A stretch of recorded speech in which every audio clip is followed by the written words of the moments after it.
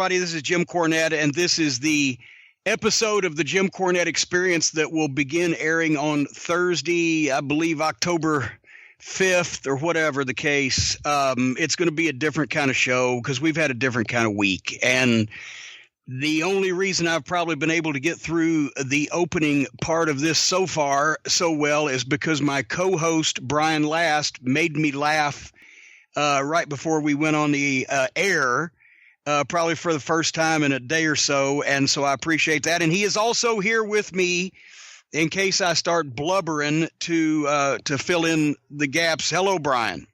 Aloha, Jim. It is a tough day. It's a sad day. It's a sad moment, but the way I'm looking at it is it's a great time to celebrate the life and the career of a great man, universally loved by everyone who ever enjoyed him on TV or met him.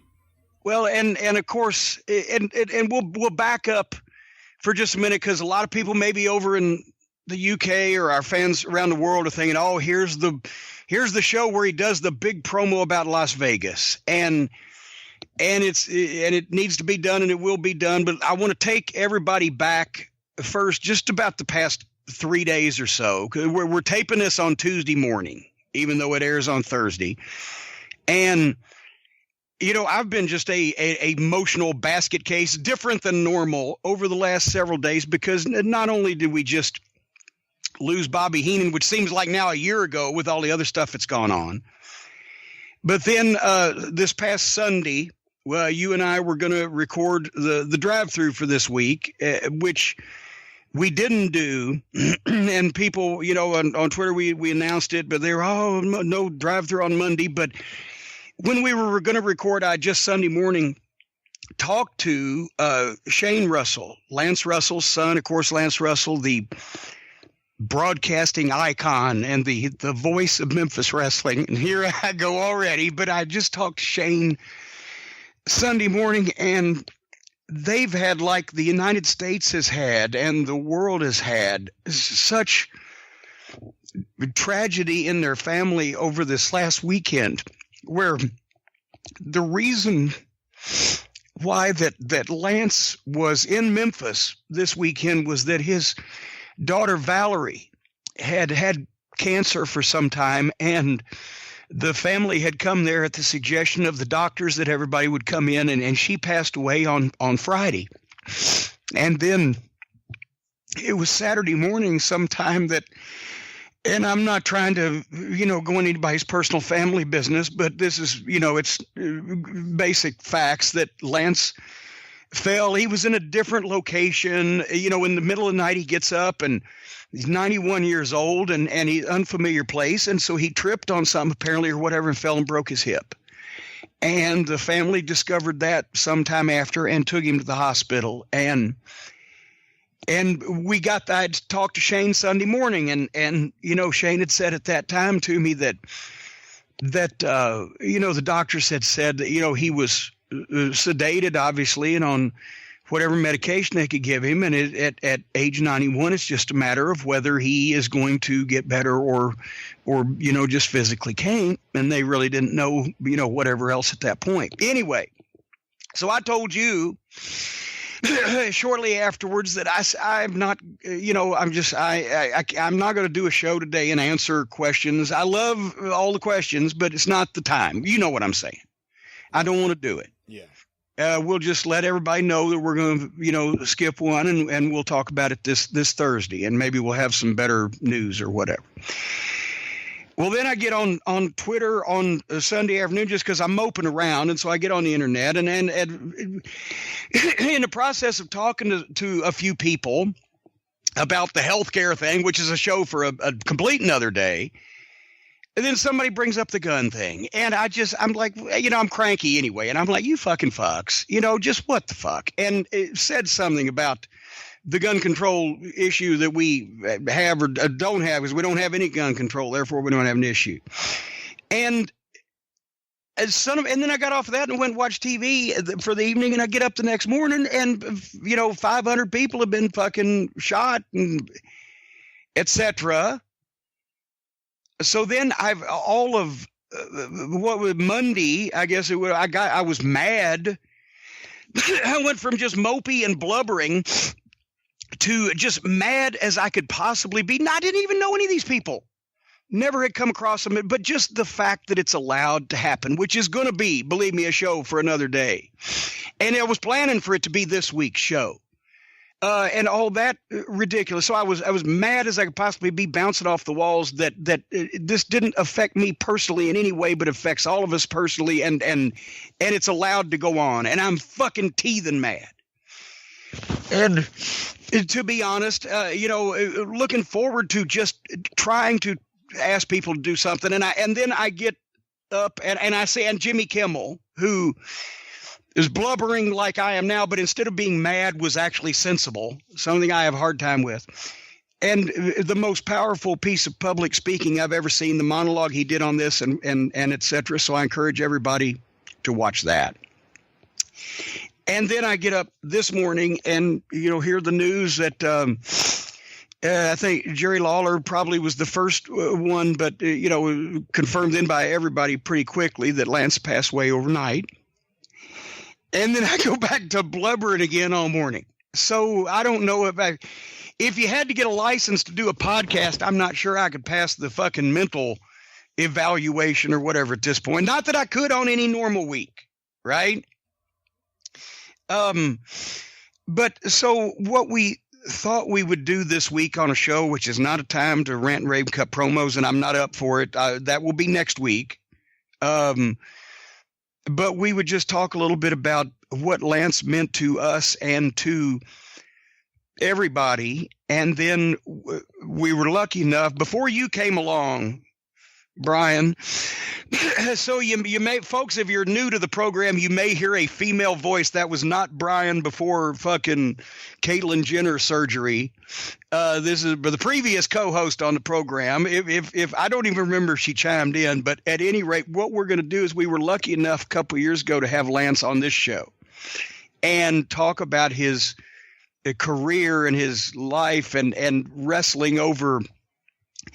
He started watching wrestling before television as a kid, in the Depression era, pretty much. He saw his first wrestling match and he was honored at a wrestling event this year. So has anybody had a longer span of being involved in this business? But anyway, we're going to talk about that. We're going to talk about him. Rather, we're going to play that interview in its entirety. And so we may reach Bruce Pritchard level links with this podcast, ladies and gentlemen, because I don't care how long it is. I want everybody to hear it.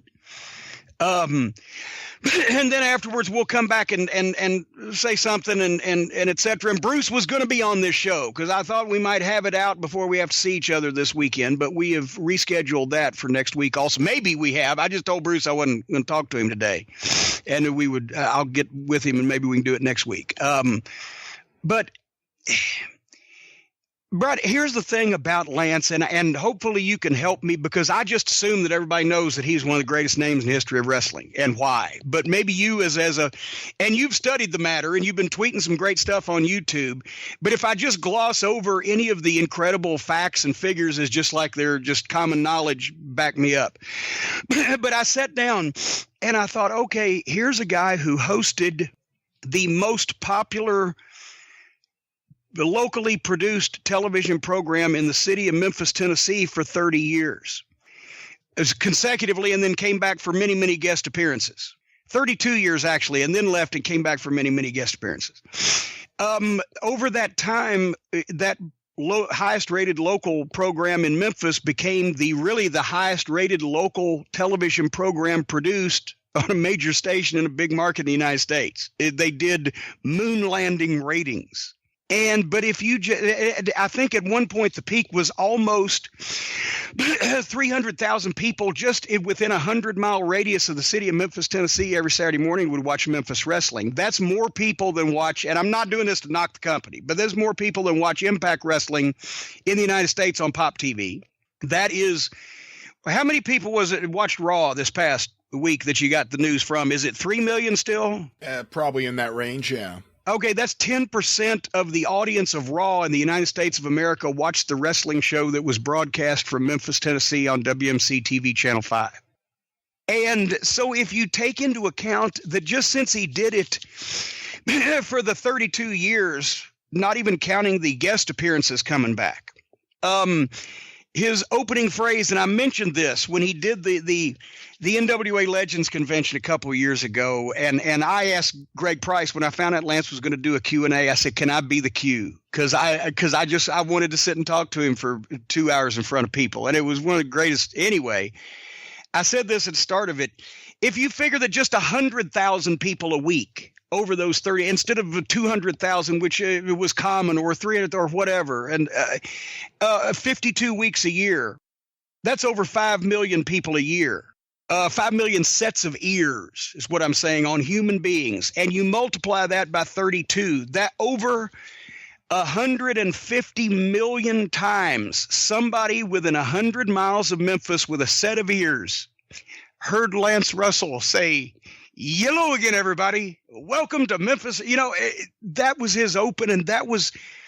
And then if you add in when the Memphis wrestling show was spread to Kentucky and Indiana, when Jerry Jarrett opened up the northern end in 1970, and for 20 years after that, he was seen. And then when they took over the whole territory, you added Nashville TV. There's every reason to believe that just in 2 states and a couple of border cities, 300 or 400 million sets of ears heard Lance Russell open up a wrestling program. He should be in the Museum of Broadcasting. And whether you were a wrestling fan or not, I can't overstate what his recognition, what do they call it in show business? The Q factor, who recognizes you, or how many people, or what percentage is that? Is it that it, Mr. Showbiz? I think it is, yes. Okay, well, if you lived within 100 miles of Memphis for a 40-year period between the mid-50s and the mid-90s, you heard his name or voice, whether you were a wrestling fan or not. You had heard of him, or you'd heard his voice. There were maybe Elvis Presley in Memphis, Tennessee could top that. Not even Lawler, because Lance Russell was on top in Memphis 20 years before Lance. If there was not Lance Russell on television in Memphis, Jerry Lawler would be a commercial artist today. And he's admitted that. Lance Russell got him on the fucking program. Jerry considered Lance like a second father. If he had not brought him to the attention of everybody else by bringing him on the program for his art, he would have not been a professional wrestler. And how much different would a lot of things been? Anyway, so I can't understate it's not even how over, because Lance wasn't over like a star. Lance was your favorite uncle that hosted the wrestling program that you couldn't wait to see on TV. And he never put himself over the boys, but he was the star of the show. When Jarrett split off from Goulas, and for 6 weeks they could not Lance and Dave couldn't be on the program because they switched stations. Lance Russell at the time was not only the host of the wrestling show, but he was actually the program director of the ABC affiliate in Memphis. And wrestling was so important that when Jarrett split off and was going to go to Channel 5 with Lawler, he basically hired away the program director. And also Dave Brown was the weatherman at Channel 13. So the most popular television show in the market, a highly respected program director, and Dave Brown, the most popular weatherman news personality in the city, all went to Channel 5 almost at the same time. So 13 was left, as they say in the South, sucking hind teat. But for 6 weeks, they had to give notice. The wrestlers just do whatever the fuck. But Lance and Dave had to give notice. So one day we turn on the TV show here in Louisville, and news traveled slow in those days. I got the newspaper articles on the promotional war in Memphis like about 3 days after this. So I actually turned on TV, and there's no Lance and Dave. And it's Clay Conrad and Bob Young, 2 sports guys from Channel 5 who didn't know a wristlock from a wristwatch, right? And I immediately called Bolin because what the fuck? Where's Lance and Dave? And they're all the stars on the show.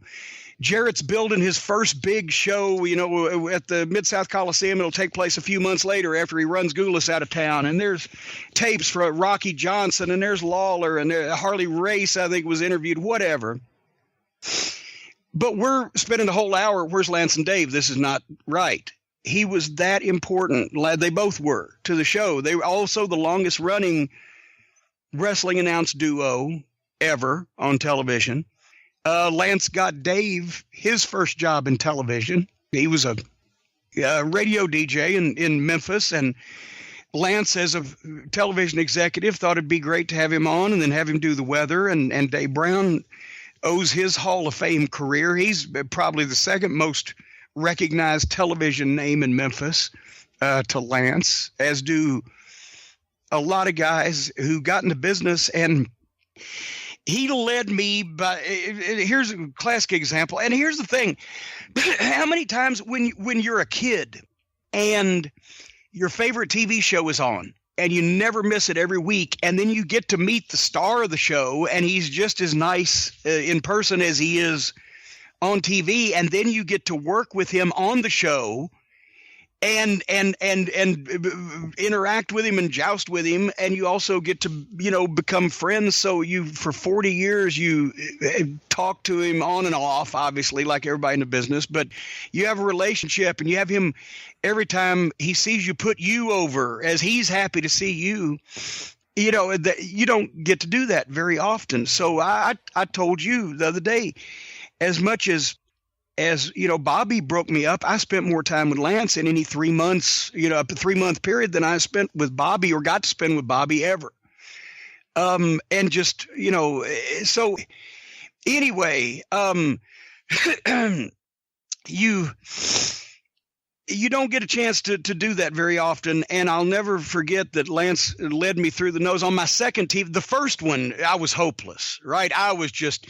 I went out there and I realized I could do Jerry Lawler, any promo that Jerry Lawler had ever done, I could cut it verbatim, or Terry Funk or Jimmy Valiant. I had no fucking idea how to talk as me, because they sent me out there. You're a rich kid. Your mama's put you in wrestling. You're going to sign up all the top stars. Jerry Jarrett's saying this, and just talk to Lance, right? And it was pretty brutal, because I got out there and realized I have no idea how to talk like me. And I'm not even supposed to be a heel yet. I'm just supposed to be nice. And but he got me through that. But the next week, now I've had one shot at it, they put me on commentary at the desk. And without the camera staring at me while a match is going on, I can say this shit better. It was a good way to lead me in. But as I'm sitting there, because I'm supposed to be a clueless putz, well, I've been a ringside photographer at that point for 6 years. So when the guys go into the big, I think it was Bobby Eaton and Bill Dundee, they go into big brawl and they're out on the floor, whatever, right next to the announce desk. I'm still saying things about it and talking like I'm supposed to say, but Lance just put in, and the camera wasn't on us. So Lance described it. Now, Jimmy, don't be scared. They won't hurt you. And then suddenly I realized, oh, shit, I'm used to being around these guys fighting, but with who I am, I should be like, oh, Lance, don't let him hurt me. And I was like, well, just don't let him get close to me, Lance. He was feeding me shit. And made me figure out what the fuck I'm supposed to be doing. He did that with everybody. I mean, he had some fucking guys in the heyday, in the history of Memphis wrestling, that had never been on television before, like me. And he would get something out of it, even if he had to tell the people what they said when they didn't say it. Right. But he still, that's the effect he had on people. And every newspaper and television station in Memphis today is carrying the story. And Lance Russell last did weekly television in Memphis in 1989. That's how over he was. And he didn't really know it until a few years ago, because he after the WCW run, they just gave him a ridiculous amount of money. Ridiculous in terms of the overall scheme of things, to come to WCW when Turner bought the company. And that's why he left Memphis. And I think it lasted he was there for a couple of years, but it wasn't the same, because he was one of the announcers for the syndicated show. He wasn't the guy. He couldn't set policy as an announcer on all the shows. He did a great job on his own, but he never had the same interaction. And here's the thing, the hottest duo in sports in the 70s was Muhammad Ali and Howard Cosell, right? Lawler and Lance were Muhammad Ali and Howard Cosell on your own local TV every week, and they did better promos. And it was the same thing. So Lance just became an announcer rather than an icon, which he was. So I didn't think the WCW run worked as well. Anyway, he retired Pensacola, and he would come back to Memphis TV every time he'd get a big pop. It wasn't like he had to be gone for 5 years before the people went to see him. Anytime he was in Memphis, he'd stop by, they'd bring him on, or he'd do the show. I think he came back for a couple of little short runs. But then several years ago, his wife Audrey passed away, and they had been married 62 years. And now here I go again. But she was a great, beautiful woman also, was a beautiful heart and et cetera, and a wonderful woman. So Shane and his other son, Lance Jr., wanted to get Lance out because, still until recently, he was spry. He was like the George Burns of wrestling.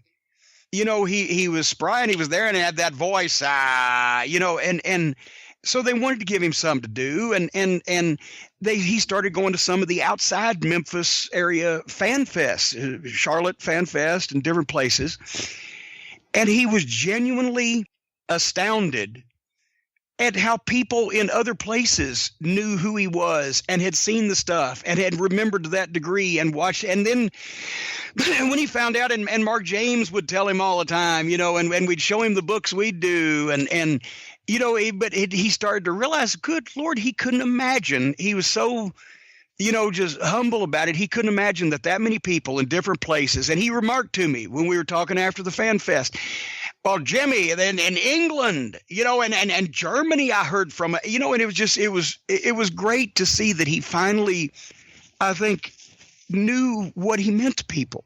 And last, 2 years ago, when Lawler wrestled Funk in Jackson, the special guests that night were Lance Russell and Dave Brown. And there was a great crowd there. I think it was 1,400 people or something like that. I can't remember, but I was there. I went as a fan. I told the story.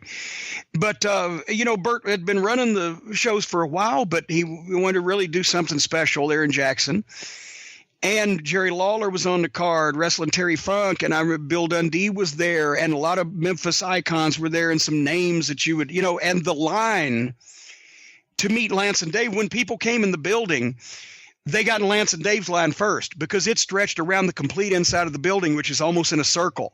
And once that they got to meet Lance Russell and Dave Brown, then they'd go to the other stars. But where else in any wrestling territory would you ever really have seen that? It just, that was how special they were still to this time. And there were kids meeting them.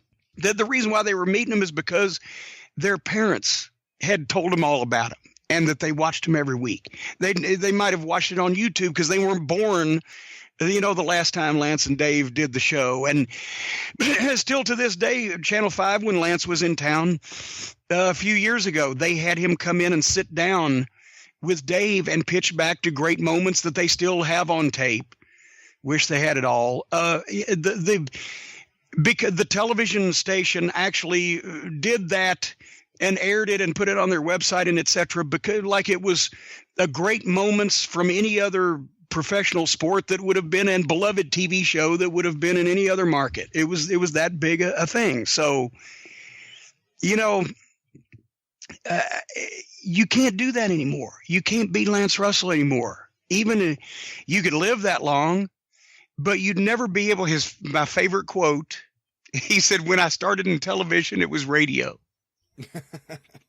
You can't do that anymore. You can't start out in one broadcasting medium, move to another one, have a 40-year career in that, and then still be known for it 30 years later around the world from being a local television celebrity. And it would be impossible for anybody else in wrestling, obviously, but I think in anything else to kind of do what he did.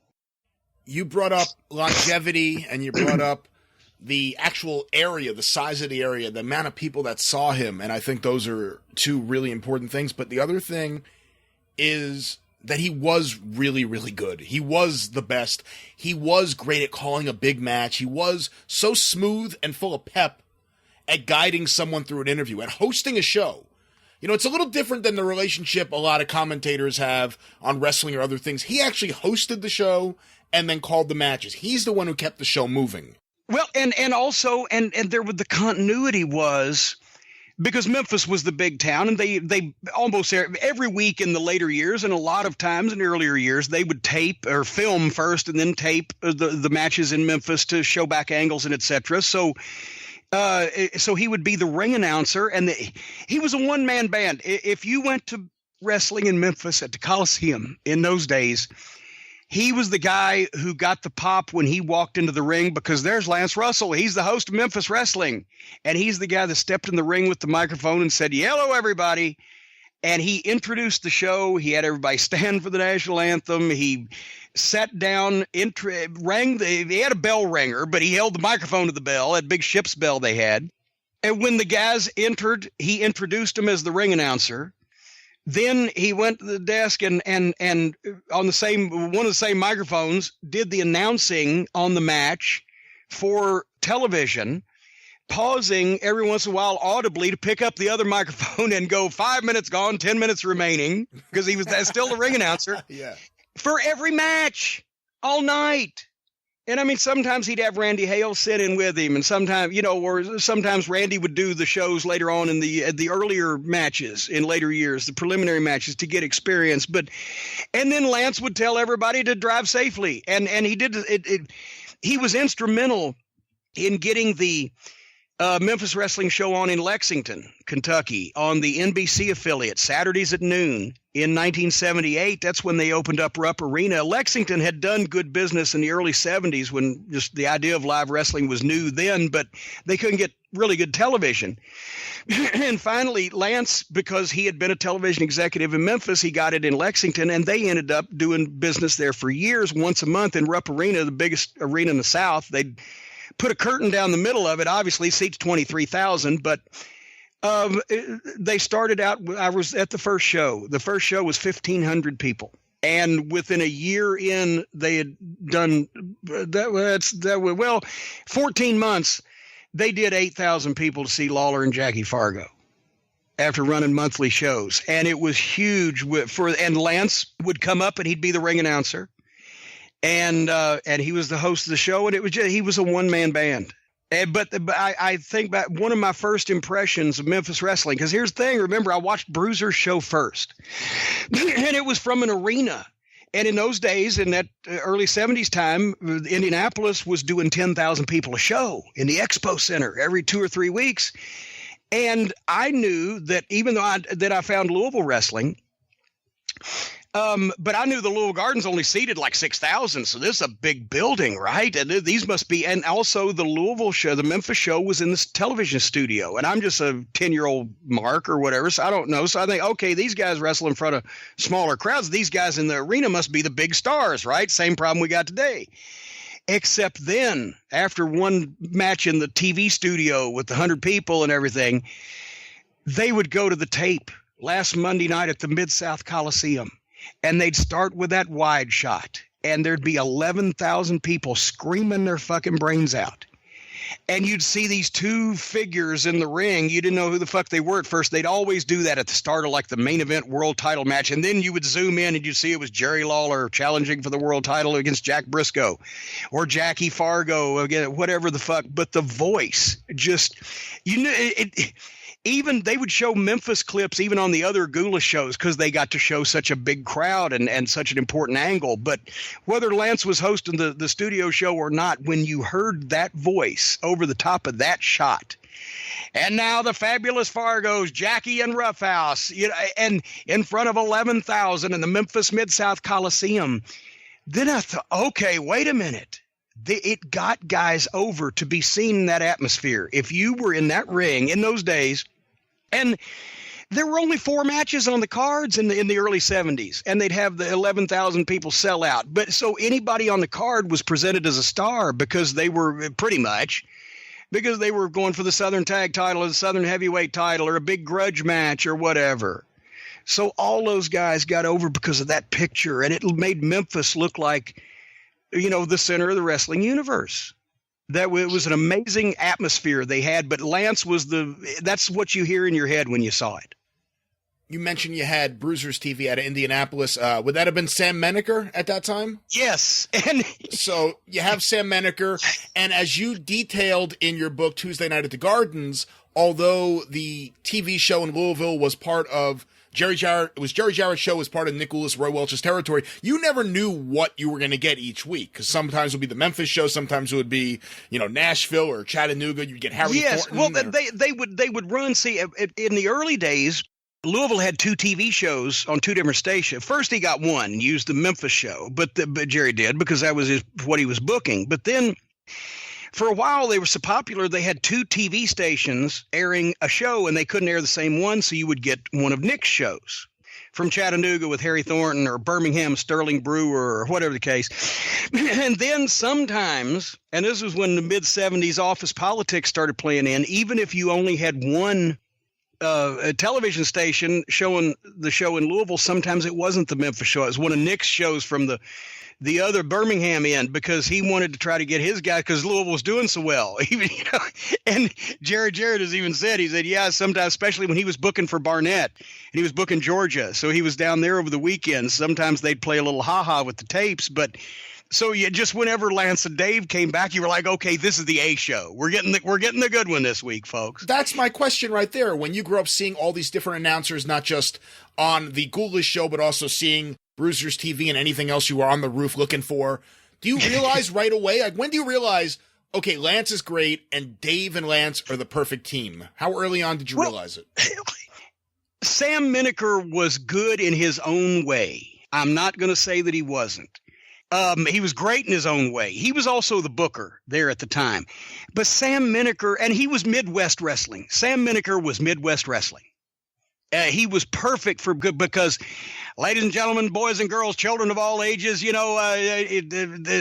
general manager, matchmaker Bob Luce is at the hotel right now signing a big card with the world's most dangerous wrestler, Dick the Bruiser. He was a snazzy dresser, and he'd been a, ladies' man in his day. I think he was married to June Byers, wasn't he, when he was younger? So Menaker was like, he was like the fucking used car salesman that you liked. You didn't think he was trying to cheat you, but he was, tried to be slick and smooth. But he was kind of TV from another era, because he had, been in the business so long. And at the time, he was like 60. He was older than Lance was even. I guess Menaker would be over 100 if he was around today. Anyway, he wasn't a really great announcer, but he was a good wrestling announcer, because he'd been a wrestler. He was the booker, and he knew what to tell people. And he had a little sense of humor, with his standby match wrestler names or whatever. But you didn't personally, well, maybe the people up there did. I did not personally feel a need to like him as a person more than Lance Russell that I saw on TV. Yeah, he just wasn't really as nice looking a guy. And Nick, Harry Thornton in Chattanooga was a horrible announcer, but he was a legend in Chattanooga because he had the highest rated morning talk show in the market for like 25 years. And the reason why Chattanooga wrestling boomed for years was because he became co-promoter, got a piece of the town, and used his morning show to promote it, and his local celebrity to promote it, and was also the wrestling announcer. So even though he was rotten, he wasn't going anywhere. He was the reason why, Chattanooga, Tennessee would go months where they'd draw 5,000 people or more every week to see wrestling in the 60s and 70s. So even if the guy shit on television and wiped his ass or wiped it in his face, they weren't going to kick him off. But he was horrible. And Sterling Brewer in Birmingham he had a great old time radio and old time newscaster voice, and he treated everything very seriously, but he had the personality of a stale bread. And, Mike Duncan, Christine Jarrett's nephew, did the Nashville studio show, and he was knowledgeable about wrestling and a personable guy, but he had it wasn't the greatest voice in the world. And I like Mike. He was a friend of mine. So just Lance and Dave were the guys, and Lance, it was the A show. You could tell. And also because it was so popular in Memphis, and because they were all these other stations that had the studio shows were network affiliates also, but in smaller markets. And additionally, they didn't have the ratings. Even though they did great, they didn't have the ratings of Memphis. Nothing did. So and also Memphis television was probably the first television outlet in wrestling to actually pay the promoter to carry it, because they were doing that in the 70s. Memphis Wrestling Television, I think they paid $1,500 a week to the promoter for the right to produce the program in their studio and incur all the costs. So nobody had that kind of deal in wrestling in those days, but it just the point is, if it was the Chattanooga TV and you shot one of the interns across the ring, their fucking white outfit would bleed halfway across the ring, right? It just looked more low budget. And also, Jerry Jarrett was not booking Nicks in. Lynn Rossi or some of those other guys were, and not to knock them, but they were doing it like it was done in the 50s. And it's just, even at that time, is sometimes a little corny. But then, of course, Jackie Fargo would come in having done a goddamn brutal hard way with his face all bashed in and bleeding, and fucking take boards to the goddamn bounty hunters, and you've never seen anything like the splendiferousness of it. But the Memphis show looked better. It sounded better. It was more professional.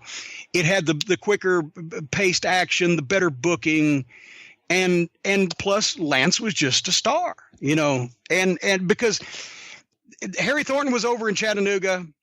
But Lance Russell is the only one who became the wrestling icon eventually that was broadcast in every market in the Tennessee territory. The other were interchangeable wrestling shows, but Lance Russell was the guy that got over in every city. He was that good. And he was so good. And unlike a lot of the guys you talked about, and even other great wrestling announcers, there was a level of comfort and smoothness in everything he did. He never looked uncomfortable in front of the camera. He always looked, even when you caught him like a few seconds before the segment was starting, okay, here we go. He was so good at that. And, I think he had a little bit, and I'm not saying he got it from him at all, but just to compare it, of what Bill Watts had, that ability to explain anything so that it's reasonable. Yes. In a very silly and unreasonable world that pro wrestling is. Yes. Well, and that's the thing is that he didn't use the machine gun delivery that Watts did, or the multiple vocabulary, but he relayed it in Lanceisms and made it seem plausible, or just he didn't overplay it or seem not genuine, so that you would actually, oh, come on, Lawler. That was, it just, if you watched Lance every week and you knew Lance, you knew these reactions were all genuine, because he was obviously working, but he didn't overact and put anything on. It was what he would do if that stuff was happening. And it would just, that was Lance. And because especially the people in Memphis, I think, had the biggest connection with him, because he did have that uninterrupted run for so long. They didn't have to look at other announcers. They didn't get shows from outside the territory. I mean, what other announcers? Let's go with Gordon Soley. How long did he do the Florida show? 30 years, but I think Lance may have beaten that by a couple. What other wrestling announcer has had that level of longevity and uninterrupted, and not been the victim of a booking change or a promotional war, whatever, so that the people, fathers and sons and grandsons, could have a same connection with the same guy on one of two stations over a 30-year period? It was amazing. It's amazing to think just the range of people he held a microphone next to, from Sputnik Monroe to The Rock. Yes. Every NWA champion that came through Memphis, Ric Flair. I mean, he was next to every giant in wrestling for so long. Go back even, actually, instead of Sputnik, go back to Thez, because he was a huge fan of Thez. But there's a picture out on the internet, and actually Lance had signed me one, which I have here in my office, of him in a black and white picture on this desk with this old, I mean, it looks like the weather set from 1952, which it basically almost was, interviewing Lou Thez when he was the NWA champion in the 50s. And he was the first guy, to interview the pretty much the stars of the next three generations in wrestling, because Hulk Hogan, I would think that Hogan never got a fucking TV interview till he came to Memphis, did he? Wasn't he? He was under a mask in Florida. They got him out of there so he could learn something. Point is, you know, from Lou Thez to Hulk Hogan's rookie year, and then like you said, and Lance hosted the show where The Rock's first appearance on television wrestling was. Because he appeared on the Christmas special episode of the WHBQ Memphis program when Rocky Johnson was a Southern champion, and they went to Rocky's home and interviewed him and his wife, obviously Ada, and the Rock was there, Dewey. He was like 7. So that was his first appearance on a wrestling program, was on Memphis Wrestling and on a show hosted by Lance Russell. So, I mean, you know, it just, yeah, he touched, you know, umpteen generations in wrestling. And when he was a kid, like I said, I can't remember all the guys that he said he watched live, but when he started watching wrestling, it was the Strangler Lewis era. Wow. You know, fuck's sake. So, you know, I wish I had gotten a chance to meet him, but I never did, unfortunately. A lot of my friends knew him. And, you know, when you talk to fans who reached out to him or got in touch with him recently, if you talk to fans who went to the WFIA or the UAWF conventions, everyone has the same story, that this was just a universally liked guy. This was just, he even got along with Jim Herd. Yeah. No one got along with Jim Herd. Lance Russell got along with Jim Herd. And as a matter of fact, that's the thing. You often hear, well, nobody, even in the wrestling business, nobody says anything bad about so-and-so. Well, privately, some people do. And so even if it's only the old thing where, you know, with some of the guys that have passed on, well, I loved so-and-so, but goddamn him, he was his own worst enemy or whatever like that.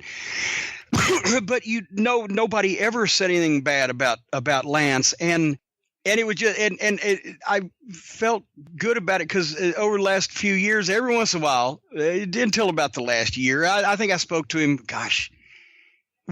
sometime earlier this year. I can't tell which, but every once in a while on my answer machine, Jimmy Cornette, Lance Russell, he would just call and check on you, and I'd call him and we'd just talk for a little while. And he was just so pleasant, just even when he, you know, well, you know, Jimmy, I wish I could remember the name of the guy I'm telling you, but, you know, you get to be my age, you lose some of these. He was just pleasant about forgetting things, you know, because he was just pleasant. And I'm glad I got to have those talks with him more than when I got to work with him, I think. I played it on the Super Podcast for New Year's. There was a video that I'm assuming Lance's son filmed, and it's Lance on the beach in Pensacola just wishing everyone a happy new year. And it's just lovely. I mean, that's the only word I can use for it. He's just lovely. He was a lovely man. It's just so warm. I tweeted this out earlier. He exuded a warmth. And I used the word comfort earlier that you never saw on a wrestling show. You know, everything's all right. Lance is there. You said, you know, everyone's favorite uncle, but, you know, it's grandfatherly. It's Uncle Lee, I guess would be the word. Well, everything's okay. Lance is there. But then when Lance was upset, you knew you should be upset, or when Lance was concerned, you should be concerned. And think of, especially with the identification he had with Lawler, with all of the shocking things that were done to Jerry Lawler and the way that Lance reacted to him, because the people knew he'd started out, Lawler was a cocky little prick from Memphis that fucking insulted Lance and called him banana nose, and they had the war words back and forth, but Lance was just trying to be the voice of reason and try to keep him from cheating all the good guys. And then as Lawler got to be the hometown boy and finally the anti-hero became a hero, then they started making it warm even when Lawler was still a heel. Because even when Lawler was still a heel, they had it was like Ali. People forget half the country hated Muhammad Ali for being a draft dodger when he was fucking with Howard Cosell. They wanted to kill him. So, but it was still entertaining. And then they just made it warm when Lawler was a babyface. And that way, when Joe LeDuc threw him 10 feet and nearly killed him, or Jimmy Valiant broke a beer bottle over his head and stabbed him in the chest with it, and Lawler's bleeding from the chest, you know, it's almost like Lance is Lawler's father, and he's describing it, of what's happening to people, and they were concerned. It all worked. It really worked. Yeah, whenever Lawler wasn't in town and something was happening on the show, you know, in kayfabe, where, you know, they needed him involved, it was always Lance that can get him on the phone. Yeah. In the studio. Like, oh, just get me a phone. I'll get Lawler. Exactly. I'll get Jerry, and we'll see about this. And would you get Eddie out here too? Eddie Marlin, come on out. What, do you remember the first time you saw that? And I know the video's gone around for years. That was it a holiday show where they switched roles, where Lance wore the general outfit and.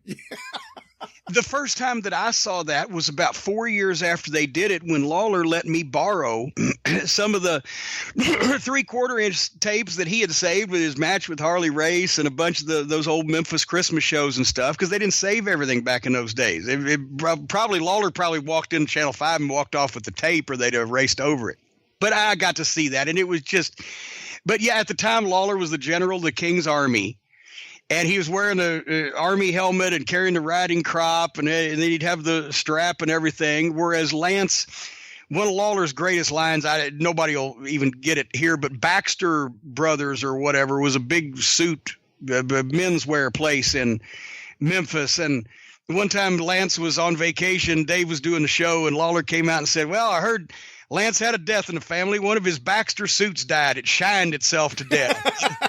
So Lawler's got this loud used car salesman fucking plaid suit on with this big wide tie and a big funny nose and glasses. And there's Lance with the army helmet and the strap in these tights. And he's like 160 pounds. He's 80 pounds lighter than Lawler. He's wearing his tights and the riding crop. And well, now let me tell you something, banana nose. And then they reveal it's a dream that Lance had. And it was funny. In comedy and wrestling, imagine that. But it worked because of the way it was presented, and because it still didn't make the wrestling business look silly. It was just mocking these two local celebrities that had achieved great fame. It worked. They did a lot of shit that worked because they didn't approach it like, hey, let's just do any goddamn silly thing. They would approach it like, hey, what about if we did this? And they'd come up with an idea, and they'd do it because they knew how to be each other. And Lance definitely, like you said, on camera knew how to be Lance. And they certainly seemed, even when Lawler was a heel, although not all the moments as a heel, but they always had this, they got a kick out of each other. You could see while they're standing there, like when they do the thing where they switch roles, Lawler looks like he's struggling to keep a straight face. Lance is totally into it and having a great time. And I mean, he was just so good at everything he did. And when he had such credibility that when he actually got physically involved in anything, it was like, oh shit. When Jimmy Hart poured the flour over his head. Oh, and then that was it. Jimmy Hart's gone. It makes sense. Because he did it to Lance. Tojo and him, where he held the hammer and he's yelling, "You trash, Tojo!" What about Dream Machine? Oh my God! When they played the Dream Machine video, the music video, where they alley-oop. Yes, they put together a bunch of times where Dream had tripped, or just got beat up, or looked kind of stupid, and put it together to alley-oop. He was coming up with a big match with Dutch Mantell or Lawler. I think it was Lawler, whoever. It was Lawler. It was Lawler. And so they played the complimentary video of Lawler. Then they played the goofy video of Dream. And then immediately they cut back to Lance, and he's standing there about to pitch the next thing. And here comes Dream Machine, goddamn barreling 100 miles an hour. And what he's going to do is he's going to grab Lance by the lapels of his jacket and scream, "What are you trying to do to make me look like a fool?" And just grabbing Lance by the lapels would have been practically the Kennedy assassination. And that you didn't touch Lance. You didn't know that was not allowed. But he was running so fast. And also Lance, with the TV desk was on one of those platforms they use for TV news desks, where it was raised about a foot and you could push it and move it if you wanted to. Dream's coming like a fucking cannonball and grabs him by the lapels and knocked Lance back far enough to where he stumbled backwards over that platform, which then brought Dream on top of him. And my God, when they went down, Jerry Jarrett's head nearly exploded. He never wanted anybody to be that violent with fucking Lance. But God, the people were like, fuck, they almost called the cops. It was assault. Think about how impactful that segment is, because not only does it go out there, charge Lance, and just seeing Lance's face as he's going down is great. But then he gets up, he grabs the mic while Jimmy Hart, his heel manager, is trying to pull him away because this is too much for him. Yeah. And then he yells, Lawler, I'm going to kill you. He starts threatening to murder Jerry Lawler on TV on Saturday morning. It's one of the great segments of all time. And especially for the kids that had clicked over from the Herculoids and Bugs Bunny Roadrunner hour to say, I'll kill you, Lawler. And the announcer's laying on the ground. Hey, it sold some tickets. Anyway, have we missed anything, Brian, with what because I want to get to the interview, but I don't want to short anything. And like I said, hey, folks, if it's a 3-hour program, just listen to it in 2 parts if you don't have time, because I'm like Bruce this week. I don't care how long the fucking show is. And as a matter of fact, we were going to come back afterwards and do a close, but do you have anything to add before we go to the interview with Lance from the show a few years ago? No, I'll just say my all-time favorite wrestling commentator / host / announcer. He's in a league of his own, and we'll probably never see anyone not just as good as him, but as universally loved as Lance Russell. I'll agree with you there. What we're going to do next week, see about rescheduling Bruce. We'll talk about Las Vegas, because I'm sure I'm still going to be mad about that. Who knows what else is going to happen in the next 7 days between now and then. And we don't have any plugs because now's not the time. You know what we do.